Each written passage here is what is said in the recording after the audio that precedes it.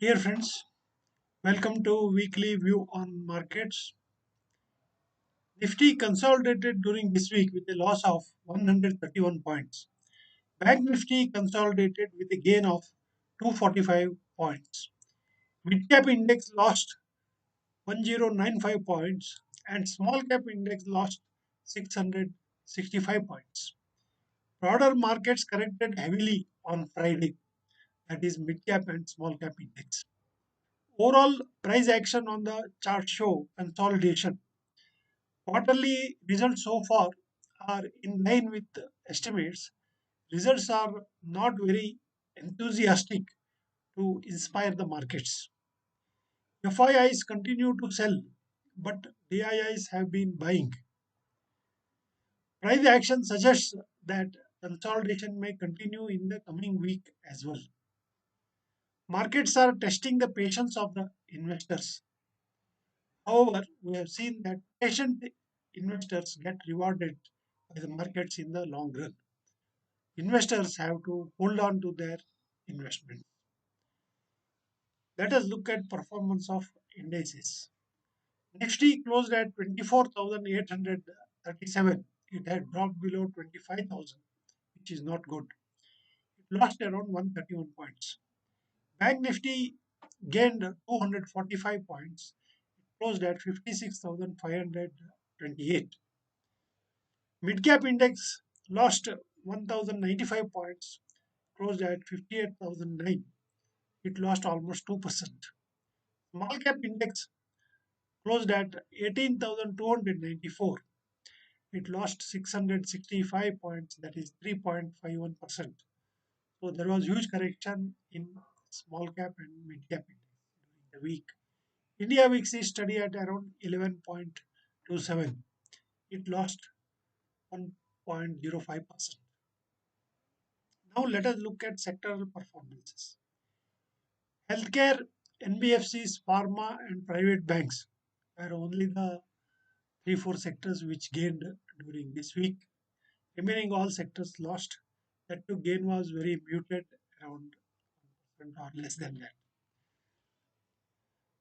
Media sector heavily corrected by more than 5%. Realty sector, information technology all corrected around 4 to 5%. Oil and gas, FMCG, energy, PSU banks all corrected around 3%. Commodities, public sector companies, infrastructure, manufacturing, automobile sectors all corrected 1 to 2%. Other sectors also were consolidating with minor correction. So overall, the market breadth was negative, sentiment was negative in the market, and after hitting the higher band of the consolidation zone, markets have dropped from the resistance level. So we'll see this on the charts. This is the daily chart of Nifty index. Here we can see the Nifty crossed the resistance line of around 25,250. Whenever it is crossing this line, there is a stiff resistance and it is coming down. Again, now it has dropped from the resistance level. Support is at around 24,500. So we will have to see next week whether Nifty will drop to the support level or it may stage a rally from the current level of 24,800 levels. This is the chart of Nifty Mid Cap Index.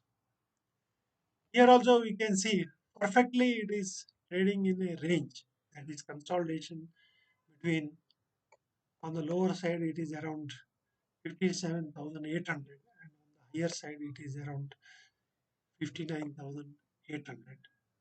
So after hitting the higher band, the Nifty Mid Cap Index is correcting and now it is coming near the support zone. We'll have to wait and watch in the next week. This is the chart of Nifty Small Cap Index. In Small Cap Index also we see the similar range. Uh, Higher end of the range is around 19,000 on 19,200, and lower range is 18,000. After hitting the higher band, it is coming down. 18,000 is a good support. I expect Nifty small cap index to pick up from these levels. As long as it continues within this band, the consolidation is likely to continue. This is the chart of Bank Nifty index. Bank Nifty index is also consolidating in the range of 57,600 on the higher side and 56,200 level on the lower side. Bank Nifty index is likely to take support at around 56,000 and pull back from these levels. We can see here earlier it was consolidating in the range of 54 to 56. Now range has shifted to the upper side. Consolidation is continuing. This consolidation, as per the chart, may continue for some more time. Now let us look at some of the fundamental parameters of market. RBI reserves is at 695.48 billions. It has come down by around 1.18 billion US dollars during this week. However, this is a reasonably good foreign exchange reserves with RBI, which can cushion any shocks in the economy. Foreign exchange rate is at 86.52. It has slightly gone up. That is, rupee has weakened during this week. Dollar index is at 97.8. Brent crude price is at $68.44 per barrel. As long as the crude price remains $70 per barrel, it is good for the oil marketing companies. Oil marketing companies are expected to post good results, but the lower crude price has affected oil production and refining companies. Companies like MRPL and CPCL, Chennai Petro, have posted losses during this quarter. The crude inventory has affected their gold is at 99,930 for 10 grams 24 carat.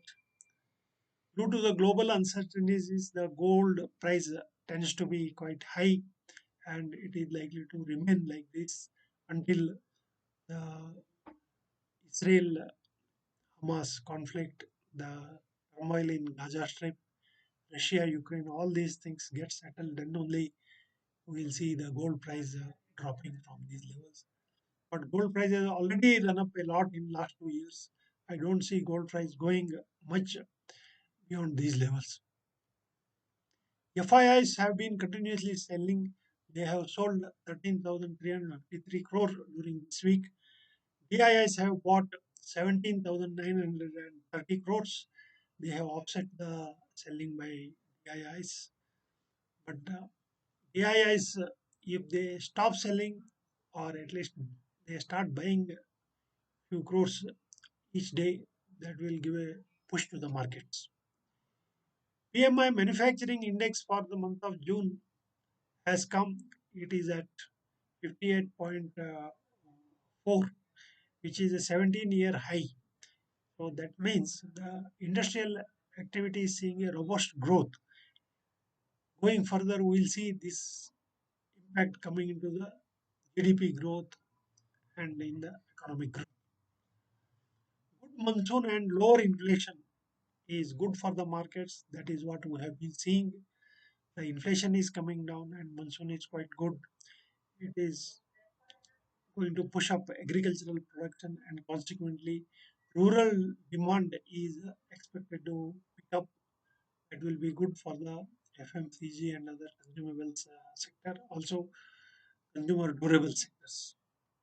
RBI governor has indicated further that the rate cut may be possible due to cooling off inflation. We'll have to wait and watch for the next RBI meeting. Already RBI has cut interest rate by 0.5%. So they may wait for a while to cut further rates. In the whole year, they may cut by another 25 to 50 basis points. The trade agreement between UK and India has been signed. It is a good step by the government. In the overall macroeconomic indicators and also the steps taken by the government looks good for the economic growth. Investors, including mutual fund investors, should remain invested for better returns in the long run. This is all for this week. If you like my video, please subscribe to my YouTube channel. You can share with your friends. You can ask your questions. We will meet again next week. Thank you.